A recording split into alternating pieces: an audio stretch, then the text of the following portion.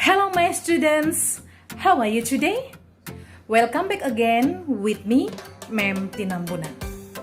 My students, today I will explain about the function of simple present tense. As our appointment that the last meeting you have written my explanation through the notes ya, melalui catatan kamu sudah tuliskan minggu yang lalu. Now it's time for me to explain what is simple present tense for. Sekarang adalah menjelaskan untuk apa sih si simple present tense itu.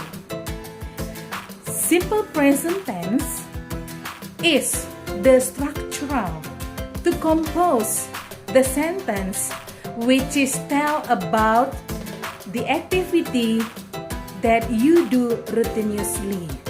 Yang artinya bahwa simple present tense itu adalah suatu struktur bahasa atau struktur kalimat yang membantu kita untuk menyusun kalimat yang menceritakan tentang suatu aktivitas yang biasa kita lakukan atau rutin kita lakukan. Well, my students, do you have any habitual? Apakah kamu mempunyai suatu kebiasaan? Of course, yes. All the people in the world have many habituals, iya kan? Semua orang atau kebanyakan ya, rata-rata saya rasa kita mempunyai kebiasaan masing-masing. For example, ya, every morning I wake up at 5. Every morning I wake up at 5. Saya mengatakan bahwa setiap pagi saya bangun pukul 5 pagi hari. Nah, my students, itu adalah salah satu bentuk contoh kalimat yang mengungkapkan bahwa aktivitas itu rutin dilakukan. Where do you know? Dari mana kamu tahu? Dari kalimat tadi, every morning. Kalau sudah dikatakan every morning, ada tanda katanya di situ every, yang artinya adalah setiap.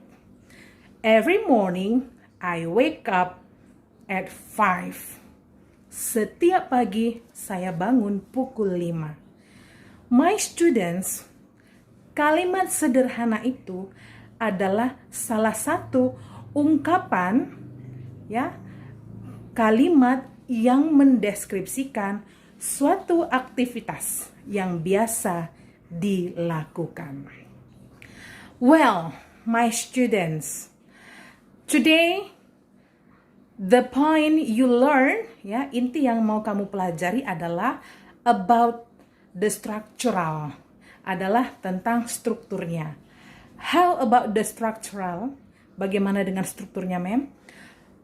Berbicara, talk about structural, berbicara tentang strukturnya, it means that we talk about the rule. Itu berarti kita akan berbicara tentang rumusnya. How about the rule, ma'am? Well, the rule is like this. My students, there are 3 forms of simple present tense.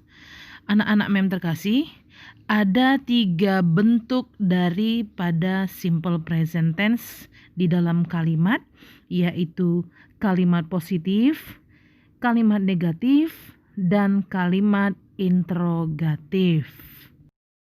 My dear students, anak-anak mem yang terkasih, ya, lihat contoh kalimat pada slide ini. Ada pola A dan ada pola B. Pola A itu rumusnya berbeda dengan rumus yang ada di pola B, yang mana perbedaannya terletak pada kata setelah subjek. Subjek itu artinya adalah pelaku atau orang yang melakukan suatu kegiatan ataupun orang atau sesuatu yang dimaksud. Nah, di pola A kamu melihat di situ setelah subjek ada to be, is, am, are. Ya, lalu diikuti oleh adjektif atau noun. Adjektif atau noun itu artinya adalah kata sifat ataupun kata benda. Pada rumus pola A, ya, ini menjelaskan bahwa kalimat tersebut menerangkan tentang hal umum, ya. Kamu masih ingat kan bahwa pelajaran kita kemarin awal pertama kita masuk di semester genap ini, saya menjelaskan bahwa ada dua fungsi daripada simple present tense, yaitu satu, mendeskripsikan tentang hewan, kemudian mendeskripsikan tentang hal-hal umum. Juga selain daripada itu bisa mendeskripsikan tentang suatu kebiasaan atau hal-hal yang rutin dilakukan.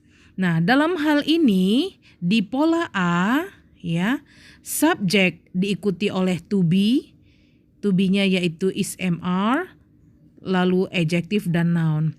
Ini adalah struktur kalimat simple present tense yang menerangkan tentang hal umum atau menerangkan tentang benda, ya, atau sifat dari suatu yang dimaksud. Contoh, I am a teacher. I di situ sebagai subjek, sebagai pelaku. Am sebagai kata bantu. A teacher itu adalah sebagai kata benda. I am a teacher. Saya adalah seorang guru. Nah, dalam kalimat tersebut itu menerangkan bahwa yang dimaksud adalah seorang guru, menerangkan atau mendeskripsikan tentang noun. Noun, kata benda. Kata benda apa yang dideskripsikan di situ? Yaitu teacher. Apakah kita bisa menggantikan I am menjadi I is? Tentu tidak boleh, karena subjek I itu diikuti oleh to be, am di dalam simple present tense. Ingat ya nak, bahwa kita saat ini sedang berbicara di dalam simple present tense. Jadi to be yang dipakai bila mendeskripsikan tentang sifat ataupun mendeskripsikan tentang keadaan benda, maka kata kerja bantu yang dipakai atau to be yang dipakai yaitu is maupun am maupun are. Nah, I itu to be-nya adalah am. Is itu dipakai oleh subjek she, he, dan it. Sementara are itu dipakai oleh subjek you, we, dan they. Berikutnya contoh yang kedua, pola yang ada di bagian B. Pola yang ada di bagian B rumusnya berbeda dengan pola yang ada di bagian A. Nah, perbedaannya kalau tadi yang A mendeskripsikan tentang sifat, keadaan ataupun benda, nah di pola yang B ini mendeskripsikan tentang kata kerja atau kegiatan atau aktivitas yang dilakukan. Lihat contohnya. I teach English. You teach English. Nah, Anak-anak mem terkasih, kamu coba lihat verbnya itu. Kalau di pola A tadi adalah memakai to be is MR. Nah, di pola B kita memakai verb one, kata kerja bentuk pertama. Di dalam kurungnya itu ada S, IS, and IES ya. IES. Nah, itu menerangkan bagaimana, mem? Bila subjeknya adalah I, you, we, they, maka kata kerja yang dipakai di dalam simple present tense yang menerangkan tentang kegiatan, kejadian, aktivitas atau peristiwa yang terjadi saat ini, kata kerjanya harus berbentuk satu atau kata kerja dasar. Sementara bila subjeknya she, he, dan it, maka perlu diwaspadai kata kerjanya bukan kata kerja pertama, namun kata kerjanya adalah kata kerja yang ditambah dengan es ataupun ies. Contoh, she teaches English. She teaches English. Kalau tadi subjeknya I, dia memakai kata kerja pertama. I teach English. Kalau subjeknya adalah she ataupun he ataupun it, maka teach-nya ditambah dengan es menjadi she teaches English. Dia mengajarkan bahasa Inggris. Nah, anak-anak mem sekalian, silahkan diputar ulang untuk lebih jelasnya lagi apa yang membedakan antara pola A dan pola B di dalam kalimat positif terkait dengan simple present tense. Nah, sekarang kita memasuki bentuk simple present tense di dalam kalimat, yaitu kalimat negatif. Polanya sama seperti di kalimat positif. Ada pola A dan pola B. Yang mana sekali lagi mem tegaskan, pola A itu mendeskripsikan tentang sifat ataupun tentang benda. Sehingga dia memakai to be, is, atau am, ataupun are. Contoh, I am not a teacher. You are not a teacher. I am not a teacher. Saya bukanlah seorang guru. You are not a teacher.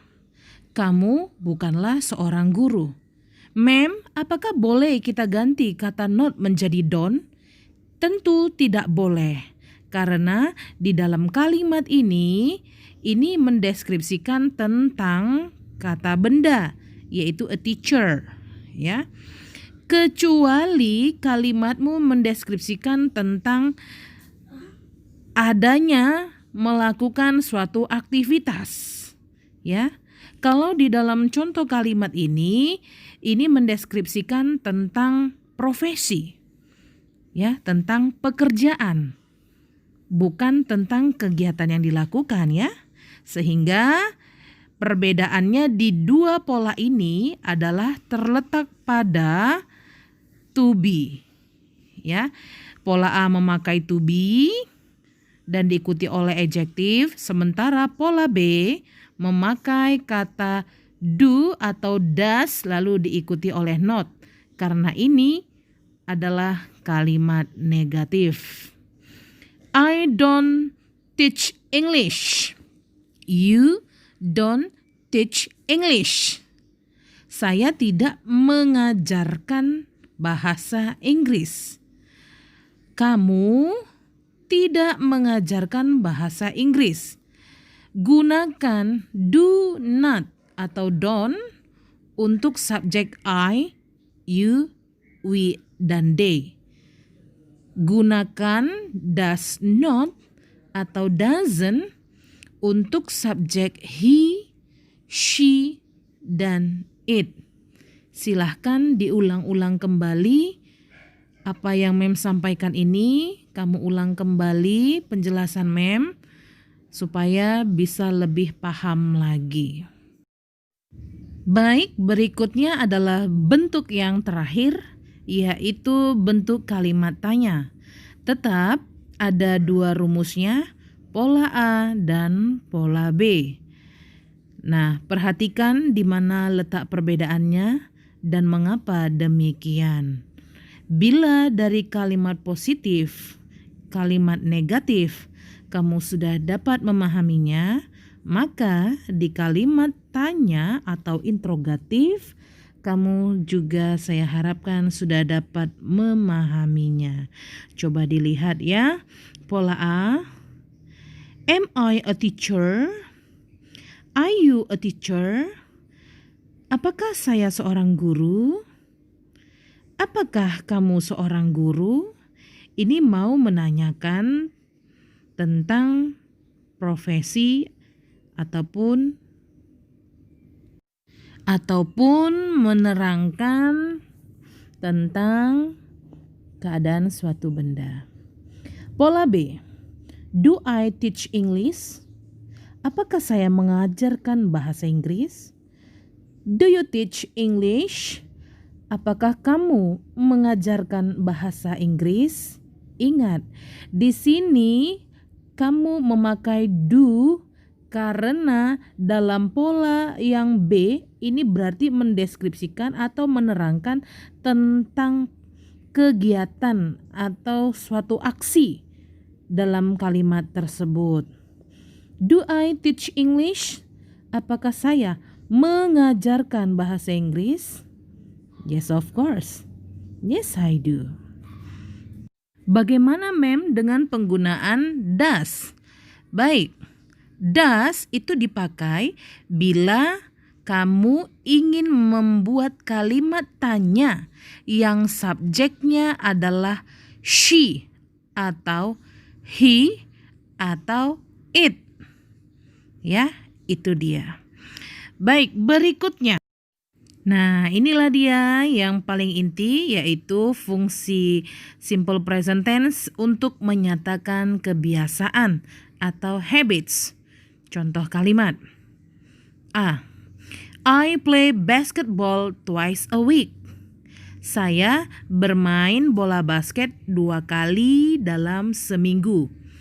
Dalam kalimat ini yang menandakan bahwa dia merupakan aktivitas yang biasa dilakukan adalah dari keterangan waktu yang paling ujung di kalimat tersebut, yaitu twice a week, 2 kali dalam seminggu.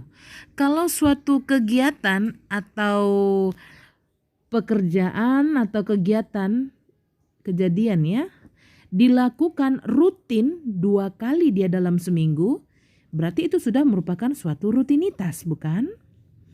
B. She drinks coffee every morning.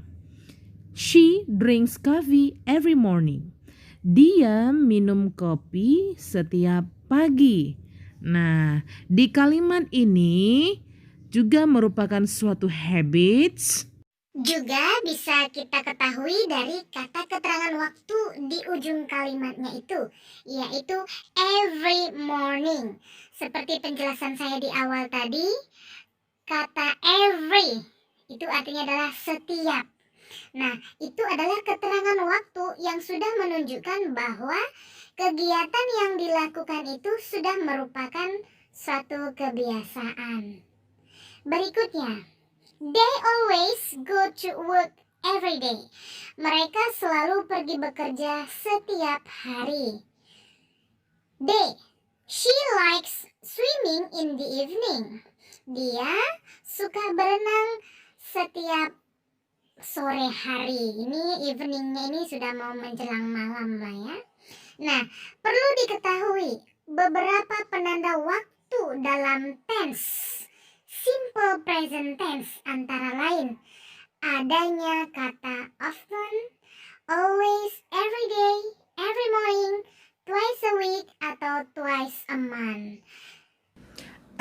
you listen my explanation, now your test is this. You must do by yourself. Okay?